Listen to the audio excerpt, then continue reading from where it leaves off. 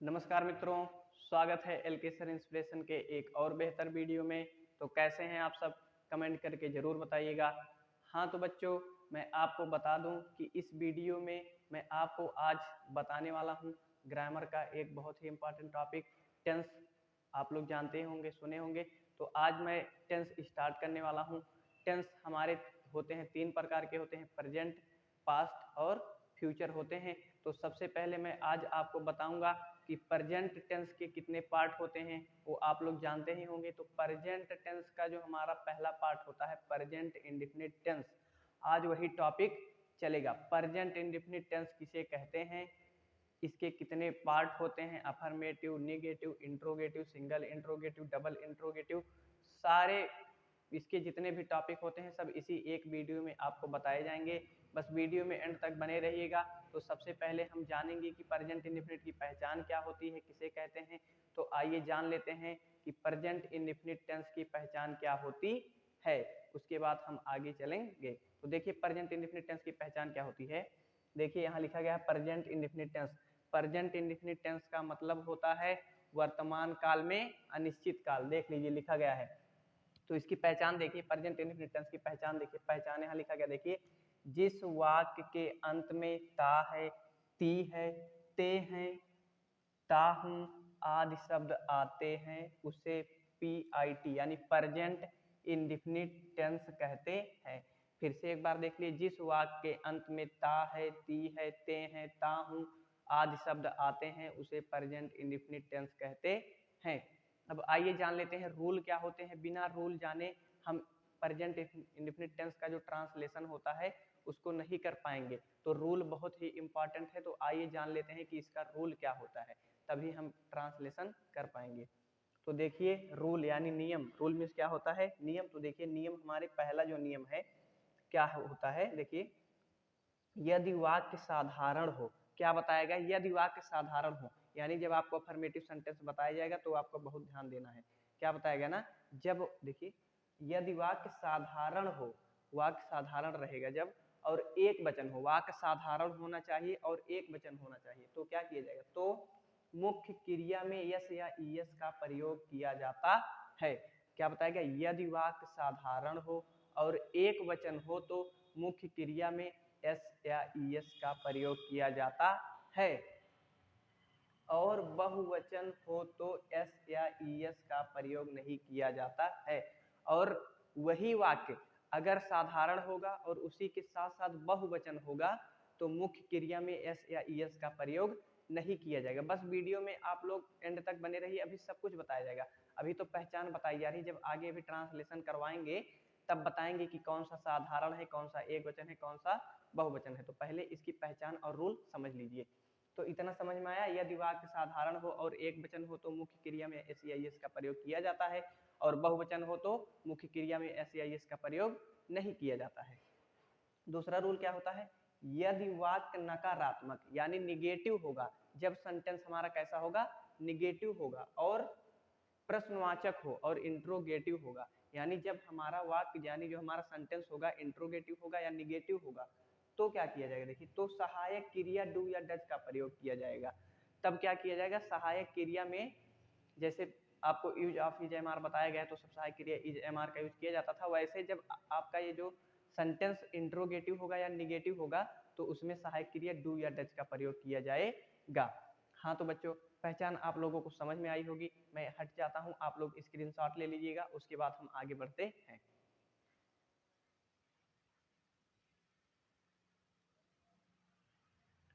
I hope आप लोग screenshot ले लिए होंगे। तो चलिए अब आगे बढ़ते हैं। पहचान सभी लोगों को समझ में आ गई होगी। अगर पहचान सबको समझ में आई होगी तो कमेंट में एस जरूर लिख दीजिएगा। तो अब मैं आपको आगे बताऊंगा कि इसके पार्ट यानी कौन कौन से, प्रेजेंट इंडेफिनिट टेंस का रूल क्या हुआ, पहचान क्या हुई, बता दिएगा। अब हमारा जो सबसे पहला टॉपिक इसमें आएगा, अफर्मेटिव सेंटेंस आएगा। तो अब आपको बताया जाएगा अफर्मेटिव सेंटेंस क्या होता है और कैसे किया जाता है, उसका ट्रांसलेशन कैसे किया जाता है, यही बताया जाएगा। हाँ तो बच्चों, आप लोगों को प्रेजेंट इंडेफिनिट टेंस की पहचान बता दी गई है। अब चलिए हम अफर्मेटिव सेंटेंस क्या होता है, कैसे उसको ट्रांसलेट हम हिंदी में करेंगे, उसको हिंदी से इंग्लिश में कैसे ट्रांसलेट करेंगे, चलिए वो देख लेते हैं। तो देखिए प्रेजेंट इंडेफिनिट टेंस की पहचान बता दी गई। अब हम जो हमारा प्रेजेंट इंडेफिनिट में पहला ट्रांसलेशन होता है अफर्मेटिव का होता है, तो अफर्मेटिव का देख लेते हैं। अफर्मेटिव सेंटेंस, अफर्मेटिव सेंटेंस की हिंदी क्या होती है? साधारण वाक्य। तो आपको बताया गया था यदि वाक्य साधारण हो और एक वचन हो तो वो चीज अब आगे बताई जाएगी। तो देखिए सबसे पहले हम अफर्मेटिव सेंटेंस करने जा रहे हैं कि अफर्मेटिव सेंटेंस को हिंदी से कैसे इंग्लिश में ट्रांसलेट करते हैं, वो चीज हम जानने वाले हैं। तो देखिए हमारे यहाँ सेंटेंस लिखे गए हैं, कौन कौन से हैं? राम किताब पढ़ता है, हम बाजार जाते हैं, तुम अपने गांव जाते हो, किसान अपना खेत जोतता है। तो आइए हम आपको एक बात और बता देते हैं कि आप जो कहे हैं, आपको जो पीछे पहचान बताई गई कि जिस वाक्य के अंत में ता है ती है, तो उसको मैं आपको प्रूव करवा देता हूं कि आपको सेंटेंस कैसे मिलेंगे और कैसे पहचानेंगे कि यही प्रेजेंट इंडेफिनिट टेंस है।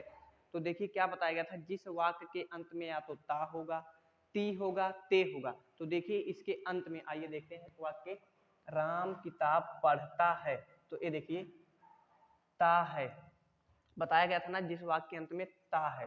देखिए हम बाजार जाते हैं, ते हैं, तुम अपने गांव जाते हो, ते हो, किसान अपना खेत जोतता है, ता है। तो देखिए ता ती ते ए सवार है ना, तो इसी को हम प्रेजेंट इंडेफिनिट टेंस कहते हैं। तो चलिए पहला सेंटेंस हम समझ लेते हैं, राम किताब पढ़ता है।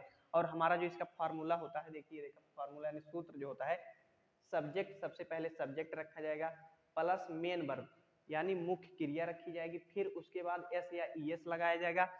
एस या ईएस कैसे लगाया जाएगा? यदि एक वचन होगा तो हम देखिए एस या ईएस एक वचन और बहुवचन को देखते हुए लगाया जाएगा, ठीक है। अगर एक वचन होगा तो एस या ईएस लगाएंगे, क्योंकि आप लोगों को बताया गया है यदि वाक्य साधारण हो और एक वचन हो तो मुख्य क्रिया में एस या ईएस का प्रयोग किया जाएगा, और बहुवचन होगा तो एस या ईएस का प्रयोग नहीं किया जाएगा। तो आप एक वचन और बहुवचन जानते ही होंगे, ही सी इट नेम होगा तो एक वचन होगा, आई बी यू दे ये हमारे बहुवचन होते हैं, यही सब होंगे।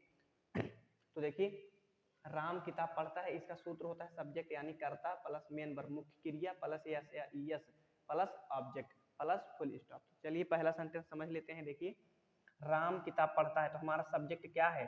राम है ना, तो राम लिख लीजिए, आर ए एम, राम। अब हमारा मेन वर्ब मुख्य क्रिया क्या हुई? पढ़ना ना, राम पढ़ना हुई मुख्य क्रिया, तो पढ़ना की इंग्लिश क्या होती है? रीड मीन्स पढ़ना, R E A D, read लिखा जाएगा। अब प्लस यस या ईएस लगाया जाएगा, इसी मुख्य क्रिया में यस या ईएस लगाया जाएगा, लेकिन कैसे लगाया जाएगा क्या बताया गया था? यदि वाक्य साधारण हो, देख लीजिए साधारण वाक्य आपको बताया जा रहा है, तो कंफर्म हो गया वाक्य साधारण है। अब हमको कंफर्म करना है एक वचन भी है कि नहीं है, तो ये तो कंफर्म हो गया वाक्य साधारण है।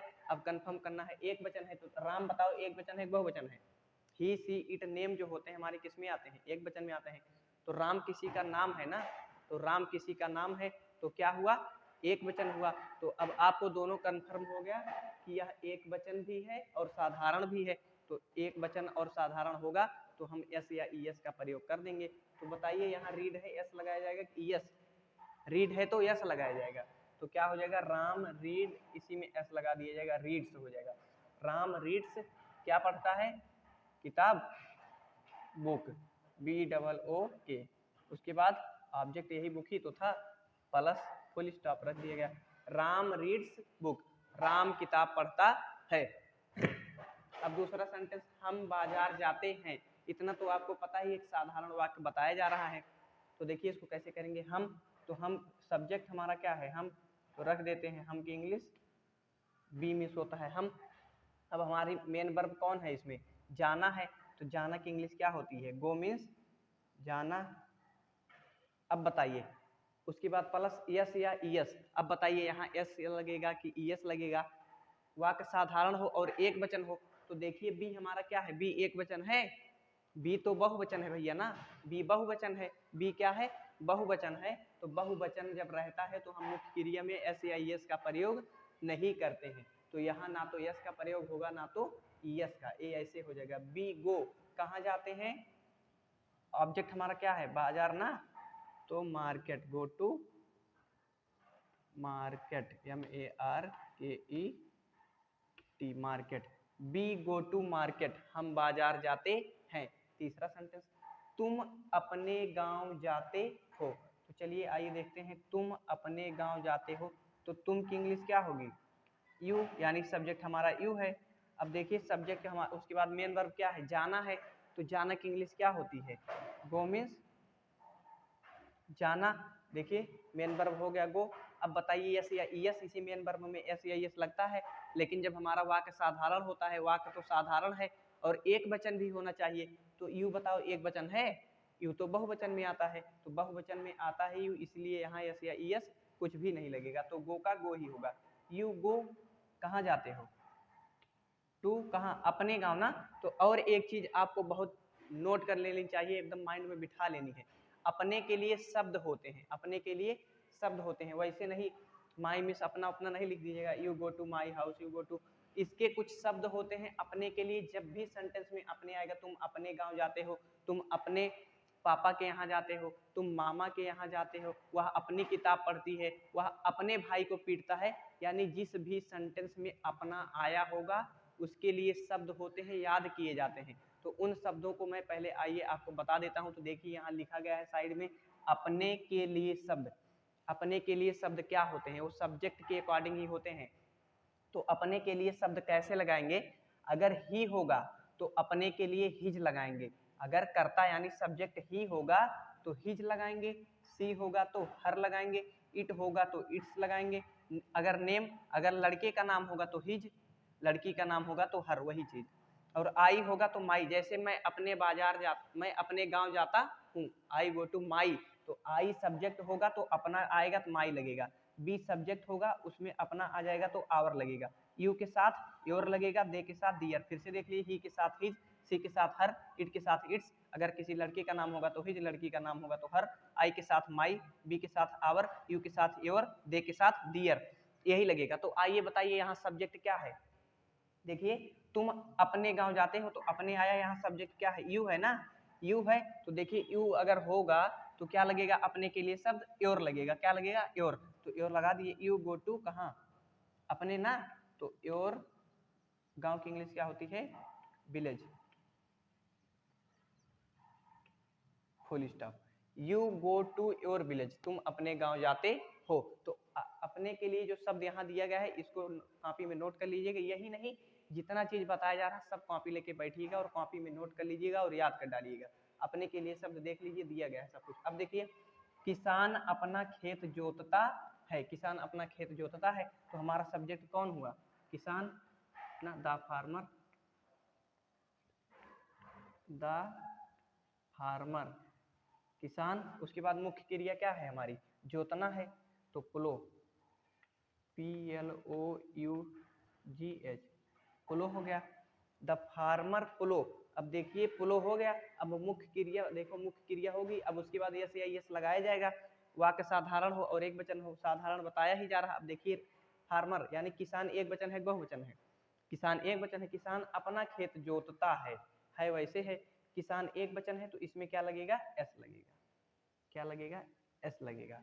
तो द फार्मर प्लोज, द फार्मर प्लोज किसका खेत, अपना खेत ना। तो देखिए किसान क्या है, एक वचन है, और किसान भी तो समझ लो नाम ही है ना, तो देखिए नाम अगर लड़के का होगा तो हिज, किसान क्या है, लड़का, तो द फार्मर प्लोज अपना खेत का हो जाएगा हिज, HIS हिज, और खेत का क्या हो जाएगा, field, FIELD, the farmer ploughs his field, किसान अपना खेत जोतता है। तो जल्दी से आप इसका स्क्रीनशॉट कर लीजिए,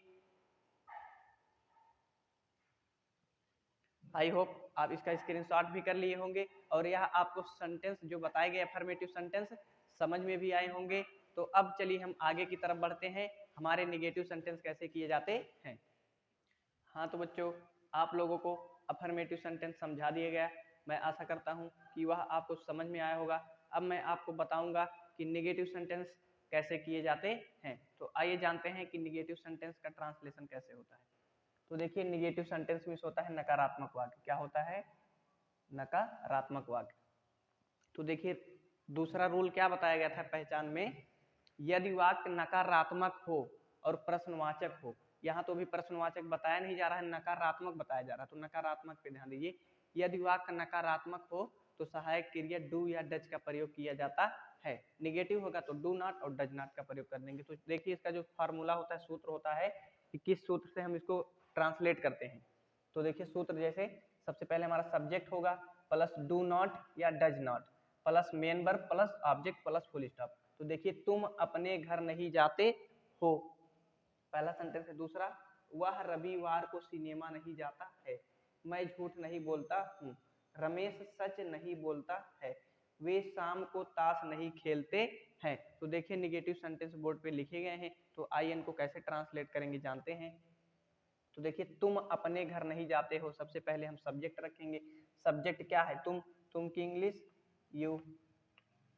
उसके बाद डू नॉट या डज नॉट रखा जाएगा, किसको देख के? सब्जेक्ट को देख के। अगर सब्जेक्ट एक वचन होगा, यहां देख लेते हैं,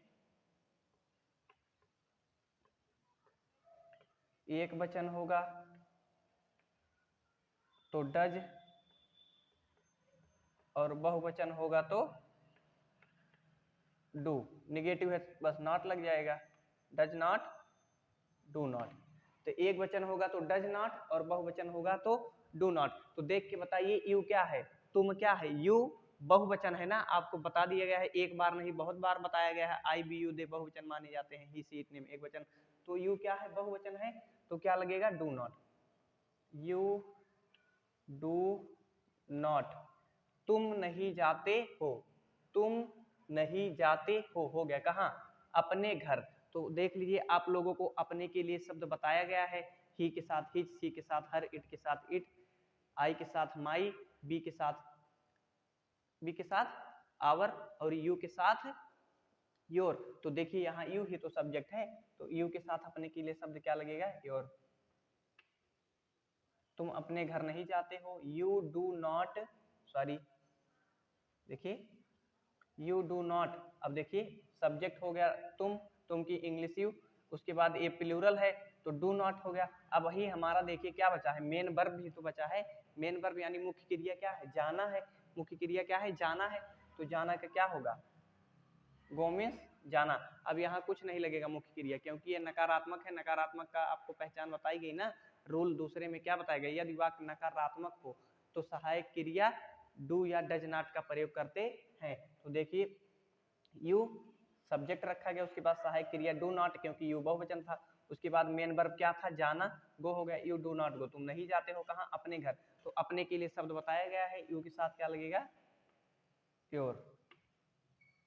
you do not go your कहाँ? घर, house. You do not go, यहाँ टू लगा लिए बीच में, कोई दिक्कत नहीं। You do not go to your house, तुम अपने घर नहीं जाते हो। दूसरा सेंटेंस, वह रविवार को सिनेमा नहीं जाता है। वह रविवार को सिनेमा नहीं जाता है। तो देखिए यहाँ सब्जेक्ट क्या है? सब्जेक्ट पहले रखेंगे तो सब्जेक्ट वह है, वह की इंग्लिश ही हो गया। अब बताइए डू नॉट या डज नॉट। ही देख के बताइए, ही एक वचन है बहुवचन? एक वचन है ना, तो एक वचन के साथ डज नॉट। तो he D O E S does N O T not, he does not कहाँ नहीं जाता? देखिए ही डज नॉट। उसके बाद मेन वर्ब क्या है? जाना। मुख्य क्रिया क्या है? जाना। तो जाना की इंग्लिश क्या होती है? गो। ही डज नॉट गो, वह नहीं जाता है कहाँ? Cinema, to cinema. He does not go to cinema. He does not go to cinema, वह सिनेमा नहीं जाता है। कब? रविवार को ना। तो ही देखिए सब्जेक्ट वह हो गया। डू नॉट या डज नॉट, सब्जेक्ट को देख के ही एक वचन है तो डज नॉट लग गया। मेन वर्ब यानी मुख्य क्रिया क्या है? गो। उसके बाद ऑब्जेक्ट क्या था? ऑब्जेक्ट सिनेमा था, तो गो टू सिनेमा हो गया। अब यहाँ एक अदर वर्ड आ गया है। अदर वर्ड आया है क्या? रविवार। तो he does not go to house कब? In Sunday. ठीक है, he does not go to cinema in Sunday, वह रविवार को सिनेमा नहीं जाता है। अगला, मैं झूठ नहीं बोलता हूँ। मैं झूठ नहीं बोलता हूँ। झूठ और सच के लिए मैं आपको एक कहानी सुना देता हूँ, तब तक तो ध्यान से कहानी सुनिएगा। कहानी कोई ऐसी वैसी नहीं है, पढ़ाई लेवल की कहानी है। तो देखिए पढ़ाई से संबंधित कहानी क्या है? झूठ और सच की कहानी है। तो जब भी हम ग्रामर करते हैं तो झूठ और सच दोनों का अलग अलग, दोनों के लिए अलग अलग चीज का यूज करते हैं। झूठ बोलना के लिए अलग वर्ड यूज होगा और सच बोलने के लिए अलग वर्ड यूज होगा। तो इसी चीज के बारे में बताएंगे। तो देखिए, जब भी झूठ बोलने की बात आएगी तो हम टेल का यूज करेंगे बोलने के लिए। किसका? टेल का। मैं झूठ नहीं बोलता हूँ, I do not tell a lie. मैं सच बोलता हूँ, आई स्पीक ट्रूथ। और सत्य बोलने के लिए यानी सच बोलने के लिए स्पीक का यूज कीजिएगा।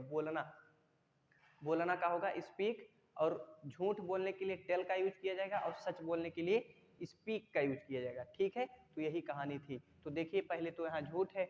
देखिए, मैं झूठ नहीं बोलता हूँ, तो सबसे पहले देखिए सूत्र में क्या रखा जाता है? करता ना, सब्जेक्ट क्या है? मैं की इंग्लिश आई। अब बताइए, आई एक वचन है बहुवचन? क्योंकि डू नॉट या डज नॉट लगाना है, तो एक वचन होगा तो डज नॉट, बहुवचन होगा तो डू नॉट। तो आई क्या है?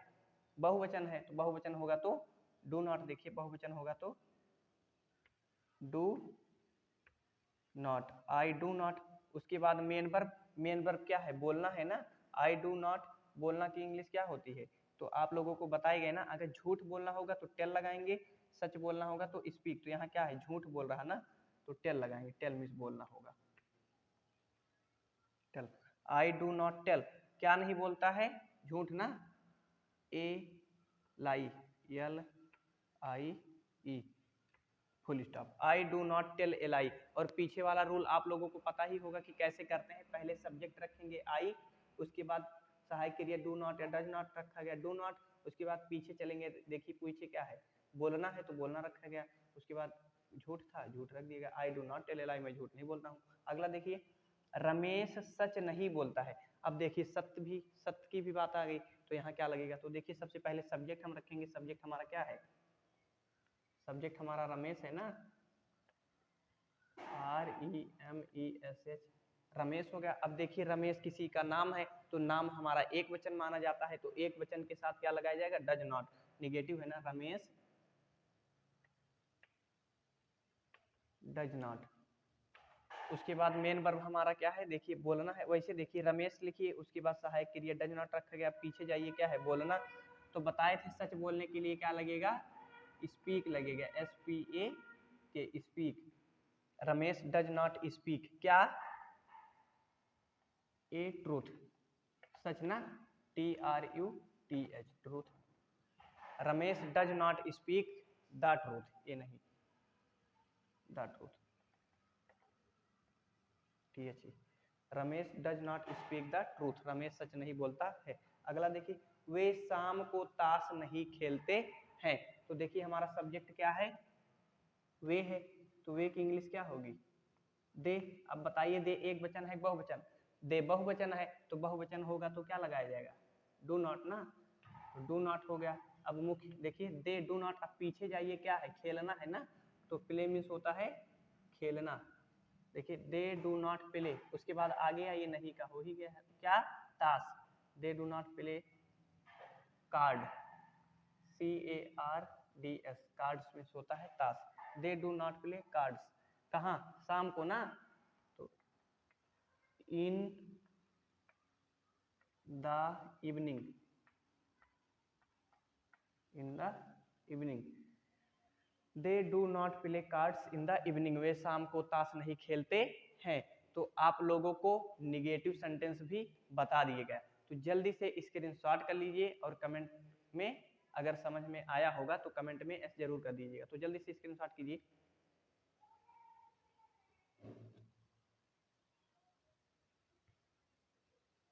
हाँ, तो आप लोग स्क्रीनशॉट कर लिए होंगे। तो चलिए आगे की तरफ बढ़ते हैं। तो अब आपको बताया जाएगा इंट्रोगेटिव सेंटेंस कैसे किया जाता है। ठीक है, हाँ तो बच्चों, आप लोगों को अफर्मेटिव सेंटेंस भी बता दिया गया और निगेटिव सेंटेंस भी बता दिया गया।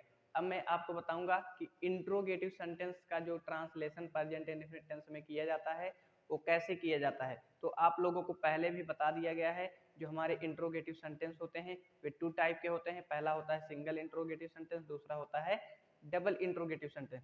तो इंट्रोगेटिव में पहले मैं आपको बताऊंगा सिंगल इंट्रोगेटिव सेंटेंस को प्रेजेंट इंडेफिनिट टेंस में कैसे ट्रांसलेट करते हैं। तो पहले आइए सिंगल इंट्रोगेटिव सेंटेंस को करते हैं। तो देखिए, ये सब हमारा दिया गया है सिंगल इंट्रोगेटिव सेंटेंस, आपको बताया भी गया है सिंगल इंट्रोगेटिव सेंटेंस किसे कहते हैं। फिर से एक बार बता देता हूँ, जिस वाक्य में पहले क्या आता है उसे सिंगल इंट्रोगेटिव सेंटेंस कहते हैं। तो सिंगल इंट्रोगेटिव सेंटेंस करने का देखिए जो सूत्र होता है, सूत्र क्या होता है हमारा, सबसे पहले डू या डज रखा जाएगा। अब डू या डज कैसे रखा जाएगा आप लोगों को पता है, सब्जेक्ट को देख के। देखिए सब्जेक्ट को देख के, अगर सब्जेक्ट एक वचन होगा तो डज और बहुवचन होगा तो डू रखा जाएगा। तो सबसे पहले डू या डज रखा जाएगा, किसको देख के, सब्जेक्ट को। तो बताइए इसको, चलिए पहले करते हैं। तो सब्जेक्ट देख के बताइए यहाँ क्या है, मैं है, तो मैं आई, मैं की इंग्लिश होती है आई, आई के साथ बताइए क्या लगेगा, आई बहुवचन होता है क्या लगेगा, डू। तो पहले क्या लगाया जाएगा, डू। वैसे भी आप लोगों को पता है कि जो सिंगल इंट्रोगेटिव सेंटेंस करने का रूल होता है, सबसे पहले सहायक क्रिया रखी जाती है, सहायक क्रिया डू रखी गई। अब कर्ता रखा जाएगा सब्जेक्ट, यानी सब्जेक्ट क्या है, आई ना, तो डू आई, क्या मैं, हो गया। उसके बाद मेन वर्ब, मुख्य क्रिया क्या है, पढ़ना है, तो पढ़ना क्या होता है, रीड। उसके बाद क्या, ऑब्जेक्ट क्या है, किताब है, डू आई रीड, क्या पढ़ता है, किताब ना, द बुक, BOOK के प्लस क्वेश्चन मार्क। एक बात और, क्वेश्चन मार्क बहुत विशेष ध्यान देना है। अगर आप क्वेश्चन मार्क नहीं लगाए रहेंगे इंट्रोगेटिव सेंटेंस में तो आपका पूरा का पूरा सेंटेंस गलत माना जाएगा। तो क्वेश्चन मार्क जरूर लगा दीजिएगा। तो do I read the book, क्या मैं किताब पढ़ता हूँ। अब चलिए अगला सेंटेंस देखते हैं। तो फिर डू या डज रखा जाएगा ना, सबसे पहले सहायक क्रिया रखी जाएगी, किसको देख के, सब्जेक्ट को देख के। तो सब्जेक्ट कौन है, मोहन है, तो मोहन क्या है हमारा, एक वचन है, तो एक वचन है, क्या लगेगा, डज लगेगा। तो लगा दीजिए DOES, डज। अब करता यानी सब्जेक्ट रखा जाएगा मोहन, MOHAN, डज मोहन, क्या मोहन। उसके बाद मेन वर्ब, मुख्य क्रिया क्या है, जाना है, तो गो टू। उसके बाद ऑब्जेक्ट क्या है, बाजार, डज मोहन गो टू, कहाँ जाता है, बाजार ना, market, MARKET, question mark, does Mohan go to market, क्या मोहन बाजार जाता है। चलिए चौथा देखते हैं, तीसरा है, चलिए तीसरा ही, क्या मैं नाराज होता हूँ। तो देख लीजिए सबसे पहले डू या डज रखा जाएगा, किसको देख के, सब्जेक्ट को देख के। सब्जेक्ट क्या है, मैं है, तो मैं की इंग्लिश आई होती है, आई के साथ क्या लगता है, डू, तो वही डू पहले लगा दिया जाएगा, डू। उसके बाद सब्जेक्ट आई ना, डू आई। उसके बाद क्या है, देखिए मेन वर्ब क्या है, नाराज होना ना, तो डू आई गेट मीन्स होना। उसके बाद क्या, नाराज ना, एंग्री, नाराज या क्रोधित, ANGRY, do I get angry, question mark, do I get angry, क्या मैं नाराज होता हूँ। चौथा देखते हैं, क्या तुम इस मकान में रहते हो। तो चलिए सबसे पहले डू या डज रखा जाएगा, किसको देख के, तुमको देख के। तुम की इंग्लिश यू होती है, यू बहुवचन माना जाता है, तो बहुवचन होता है, इसलिए इसके साथ क्या लगेगा, डू। तो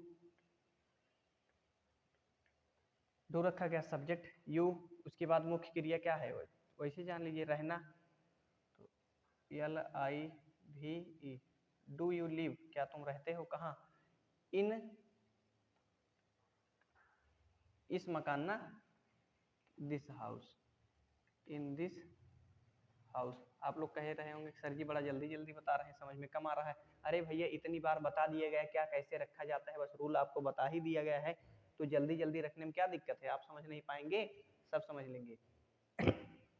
तो क्या तुम इस मकान में रहते हो, तो देखिए सबसे पहले कर्ता को देख के डू या डज लगाया जाएगा, तो कर्ता तुम है, तुम बहुवचन है, तो डू लगा। उसके बाद कर्ता रखा गया यू, मुख्य क्रिया क्या है, रहना है, तो लिव रखा गया, कहाँ में है, तो इन, इस मकान ना, this house, question mark, do you live in this house, क्या तुम इस मकान में रहते हो। तो देख लीजिए आपको सिंगल इंट्रोगेटिव सेंटेंस का भी ट्रांसलेशन बता दिया गया, जल्दी से आप स्क्रीनशॉट कर लीजिए। तब चले हम आगे की ओर और आपको बताएं डबल इंट्रोगेटिव सेंटेंस।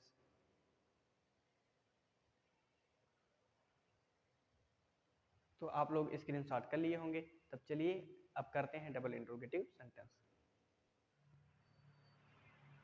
हाँ तो बच्चों आप लोगों को सिंगल इंट्रोगेटिव सेंटेंस भी बता दिया गया, अब आपको बताया जाएगा डबल इंट्रोगेटिव सेंटेंस। तो आइए जान लेते हैं डबल इंट्रोगेटिव सेंटेंस को हम प्रेजेंट इंडेफिनिट टेंस में कैसे ट्रांसलेट करते हैं।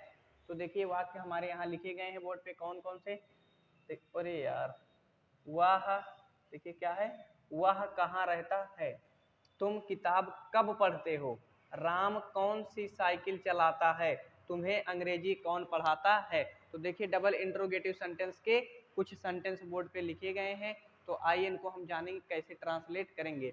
तो देखिए जो प्रेजेंट इंडेफिनिट का डबल इंट्रोगेटिव का देखिए जो सूत्र होता है, सबसे पहले क्या होता है, सबसे पहले क्वेश्चन वर्ड रखा जाएगा, फिर डू या डज रखा जाएगा, फिर सब्जेक्ट रखा जाएगा, फिर मेन वर्ब रखा जाएगा, फिर ऑब्जेक्ट, फिर रखा जाएगा क्वेश्चन मार्क।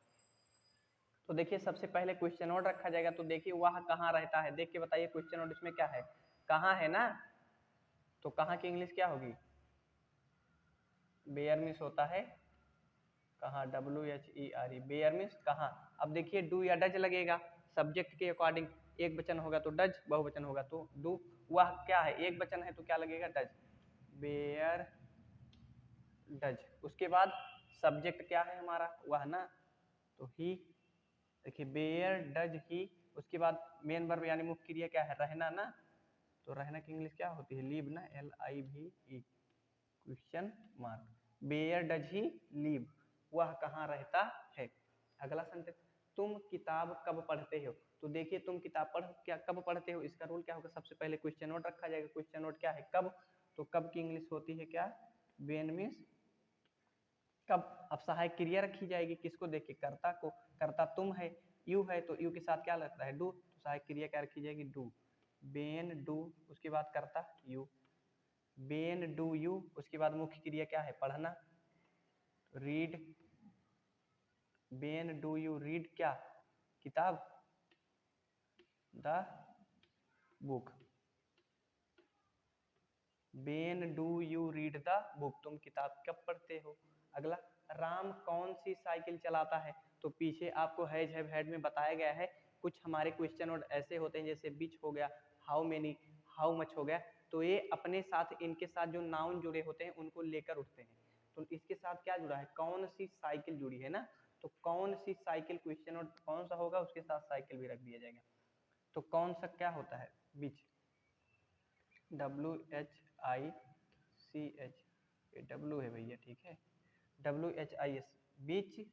साइकिल की इंग्लिश क्या होती है, बाइसिकल, बाइसिकल, बीच बाइसिकल, कौन सी साइकिल। अब देखिए क्वेश्चन वर्ड के बाद क्या, डू या डज रखा जाएगा, राम को देख के, राम एक वचन है तो डज, डज। उसके बाद करता राम के, बीच बाइसिकल डज राम क्या चलाना, drive, question mark, beach bicycle does Ram drive, Ram कौन सी साइकिल चलाता है।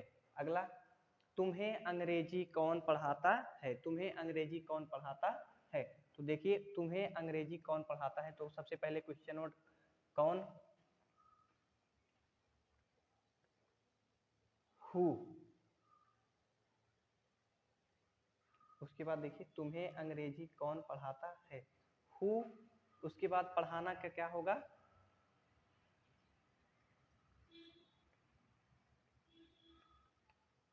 टीच, हु हमारा एक वचन। यहाँ देखिए यहाँ सब्जेक्ट नहीं है, इसीलिए हमारा सबसे पहले सब्जेक्ट कौन माना गया, तो कौन का रखा गया हु।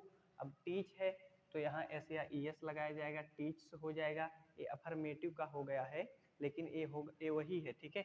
जैसे तुम्हें अंग्रेजी कौन पढ़ाता है, हु टीच यू इंग्लिश, देखिए तुम्हें अंग्रेजी कौन पढ़ाता है, हु हो गया, हु। उसके बाद मुख्य क्रिया क्या है, पढ़ाना, टीच किसे, तुम्हें ना, यू।